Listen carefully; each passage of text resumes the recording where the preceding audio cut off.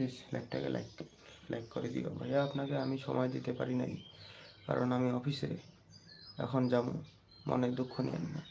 মনে দুঃখ নেওয়ার কী আছে? আপনার সময়টা আপনার কর্মক্ষেত্রে আগে আপনি সময় দিবেন, এটাই তো স্বাভাবিক। ওসব নটঙ্কি নাটক আমি করি না, বুঝেছেন? মানে মানুষের মধ্যে একটা আছে না, হায় হায় আমি এতক্ষণ ছিলাম, আপনি থাকলেন না, হায় হায়। না, তাহলে আমার থেকে কোনো লাভ নেই। ওসব নাটক আমি করি না ভাই। তুমি আসছো, হাই হ্যালো বলেছো, দ্যাটস ইট।